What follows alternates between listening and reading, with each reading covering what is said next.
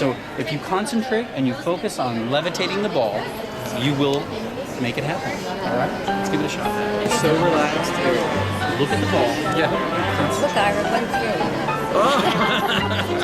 We got that 60 seconds. Something that no other duck truck can do. He transforms. Bring the ball back down and relax. Take a deep breath.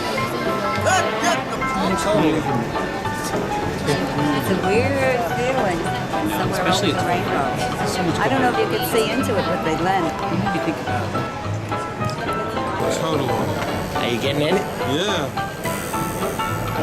It's the table. The kids feel like they will. You actually could go in and see. I see you. These are fashion design sketchbooks. Has a little bit of a European flair to it. They show you how to sketch out clothes, and we include stencils with this one. Yeah. And it even has a mirror there if you want to put your earrings or your rings on or something. That's so unique. Beautiful. Basically, it's a 3D woodcraft construction kit. Everything comes flat. You punch the pieces out, and you snap them together using the directions on the back of the cover page. Dress up can be fun. I'm still looking for a pair Is he talking to you? that won't make me look like a monkey. Plus, I need to find a better barber. So, I want you here to decide.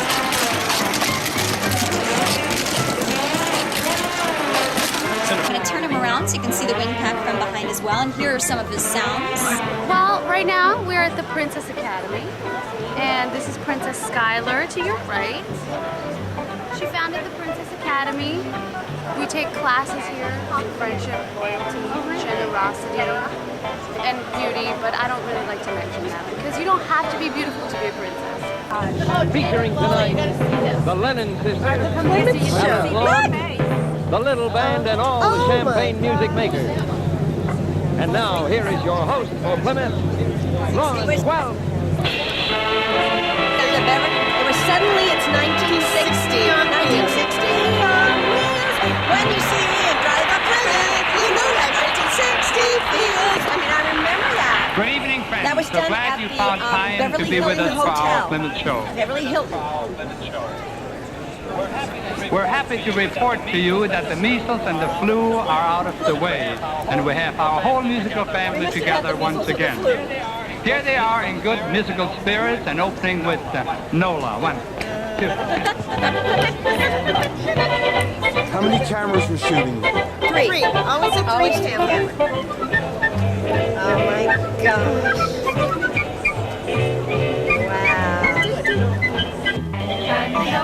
Darling, she's beautiful. Oh, this was the young kid. And that's Brian, and this is Cubby O'Brien from the Mickey Mouse Club. Oh, is that who he is? That's who she's dancing with. That's Cubby O'Brien from the Mickey Mouse Club. And his name is Brian Seidman. That's what I was wondering. He was singing in his segment. Bo Wagner with Dee Dee, and I'm with Phil. Phil, trumpet player. No, Phil. Phil, back here. Yeah. Look at Janet, look at your dress. I almost look chubby. Oh, my early fantasies. And this is... Well, I'll tell you a funny story. See this musician right here? Yeah. Okay, see the bandstand? Yeah. Okay. We went to another studio, and they couldn't make the bandstand longer, so he fired him. Is that a good story? Yes. And rather than pushing them all together, I bet Jay... Oh, it's not. So this was called Top Tunes and New Talent also. Right. And they had 2 shows, and Mr. Welk would bring young performers on for the young children. And it was a younger... on a Tuesday night. We had the regular show on Saturday night, and then we had every a second Tuesday show was on called Top Tuesday. Tunes and New Talent. Wonderful. Well, we'll sign this. We'll also sign it for Diane and Peg. Oh, great. You get in the middle here. Oh, you're so happy. Right. And we thought we were little. Yes. Well, I'll tell you a somebody story. else my own size. We are. If we took our heels off, let's see, then we would be your size. But one of the things to tell you about. Turn around, I like the lighting hitting you on here. Sure. Go ahead. Okay. That I was going to tell you that how we got started discovered. on the Lawrence Welk Show is Larry Welk Jr. was 15 years old and went to school with our sister Diane. And he asked her out for a date. She said, well, I have to go sing first with my sisters. We were just kind of singing in the local community to help raise money for our family. We, at the time, the family were 8 children. We now have 11 children in our family. But there was 8 children. And we would do this for like $10. And we were hoping to get like a dormitory so we could have a room for all our bedrooms, for all of our beds and all the children. So Dee Dee said, no, I have to sing. And he said, well, why don't I come and pick you up where you're singing? So Larry at 15 came to see Dee Dee singing at 15 and said, oh, you sing with your sisters. I didn't know that. I thought you were with a church group or something. I'm going to tell my dad about you. And at the time, Lawrence Welk had a national television show for ABC going on. And then we went over he called us one day about a month later, wasn't it, Janet? Yeah. About a month later he called and he said, my dad's homesick with the cold, can't get out of the house. I've bugged him so much about you. Bring your sisters over and sing. So we went over to Mr. Welk's house and he walked out like, you know, like anybody's He had on grandmother. a satin jacket and velvet slippers and Like Hugh Hefner. Exactly. Not quite Lawrence Welk. Anyway, he said, my son said you girls sing, so sing. So we were like standing by the piano like this and we hit the note and we sang a song that the McGuire sisters had made popular called He Can Turn the Tide and Calm the Angry Sea. And we sang that for him. Janet was 9 years old, I was 12. We had a sister, Peggy, who was 14, and Dee Dee was 15. And Mr. Welk said, well, my son was right. Would you girls be interested in doing my Christmas show this year? And we just started, like, couldn't believe it. And that was Christmas. it. One audition or one just coming over to sing for Mr. Welk. Christmas Eve, 1955, we were on his show, and we were on every Saturday after that for 13 years. Yeah. So that's like the story. And then what happened is, so through the years we did the Lawrence Welk Show. Then we went on to do our own television show with Jimmy Durante. And then we did Andy Williams' show for quite a few years. And then we went on to Caesar's Palace in Vegas and did all that. And we got a star on the Walk of Fame. And we thought, you know what, we've written our autobiography. You know, life's good. Let's like kind of put a hold on our life now and do our own thing. And then we got a call from Larry Welk Jr. And he said, I want you to come and star in our show in Branson, Missouri. And we said, what's Branson, Missouri? And we ended up calling Andy Williams, the Osmond brothers, and John Davidson and said, tell us about Branson, Missouri. And they said, oh, your family's perfect for Branson. You need to come. You should be there. And so we talked to Larry. We went to Branson to find out. We went, oh my gosh, look at this community. And his show opened in May of 1994, his theater, Welk Resort Theater in Branson, Missouri. We starred in it, and we've been there now for 14 years. It's our 15th season. We will be there, God willing, we will be there. Oh, we want you to. Let me ask you one question. Whatever happened with all the costumes that there were always so many alike? What did they do with them? I don't really ABC know. has them in their wardrobe department. We ended up getting quite a few of ours, bringing them home, and we have them, you know, just kind of like for a museum one day, maybe. But ABC owns them, and so ABC has them in their wardrobe department. Because I think her name was Rose. Rose Weiss. Right. You'd love Rosie. Yes. You'd love Rosie. Rose Weiss was like you. Classy, beautiful woman. She's 82.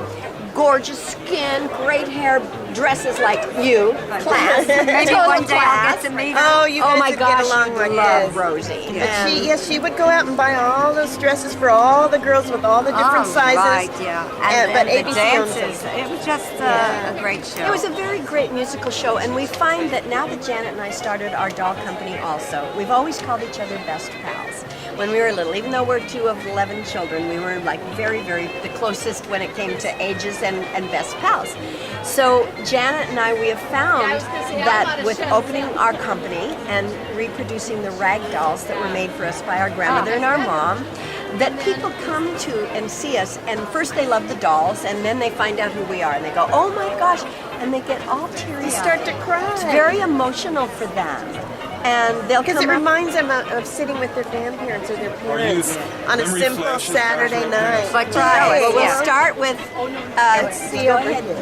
What Well, we these did. are reproductions of the little blonde and the brunette are reproductions of the original dolls, which we'll show you over here that Mom and Grandma made for us when we were little. Janet was 3 years old, and I was 3 and 6 years Kathy old. was 6. And because we're singers, we made a CD of our favorite childhood songs that were sung to us by our mom and our dad when we were little. And we've expanded our line from there. We've got our multicultural dolls. Our first little boy doll is named after our brother Dan. You know, he was our first brother. And that's our little boy doll. And then because our mother and our grandmother were Mexican, our family name is Alvarez, one of the family names. And this is Isabel, named after our mom and our grandmother. And then we have Sophia, and we have Lily. These little guys, which you love, Sylvia, they were made as little dollies for our big dolls. They even have the retro material on them. And then you close them up, and you can just take your little dollies away. They had to have little pets, so we ended up making a little puppy and a little kitty for our dolls. When Kathy and I were little, we always played tea set, but ours were tin. And then lately, we didn't see any tin tea sets, so we've gone again retro and had a little Best Pals tea set made. Shilling made it for us, and comes in this darling little suitcase. Yeah, so they can carry that around. So many people, when they meet us, they go, "I had your paper dolls when I was little." So many people say it that we decided to reproduce several of our paper dolls. I think we had 7 or 8 sets, but now... And Ira found a set. I'm going to have one for you with my gift. So we've done, this year we came out with these 2. That was such a bestseller. Wonderful seller. And then in the spring we'll be coming out with the Janet Lennon Punch-Out Clothes repro. This is going to be from the let me 60s. show you. Can you imagine how proud your children are and your grandchildren? Look at this is the Janet Lennon paper doll. Right and in their what little... we're very excited about is a wonderful doll artist called Robert Tonner that You I'm know sure you Robert know. Tonner? Yes. Very well. Yes. Okay, Robert is doing a Janet Lennon doll just like this. Christmas dolls that come in the little velvet dresses, and then on their arm, they're in a little bag, is a darling little flannel nightie. So, Flannel night, yes. Precious. and then we have our little minis, little mini Christmas. They come in a tote. And our Christmas CD.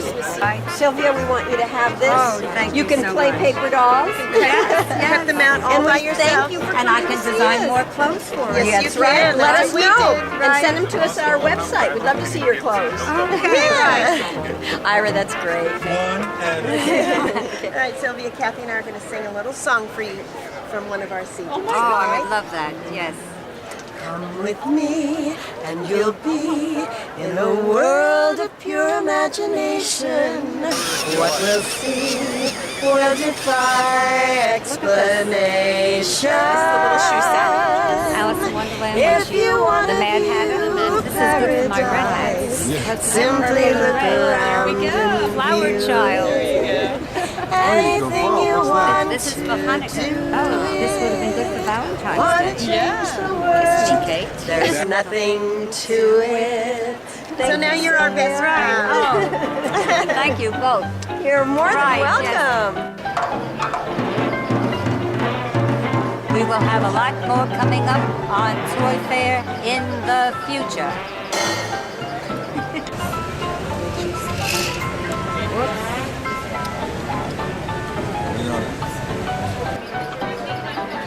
I've always wanted to play the rock. Love it, Mom. Lincoln Center, here I come. With this economy, things to do at home with the family. Exactly. This is great. Look at this. It's beautiful. A lot of work. And it gets Look at your looking widescreen there. The newest one here is the 1,000 piece. But it's the first kid-powered bubble blower.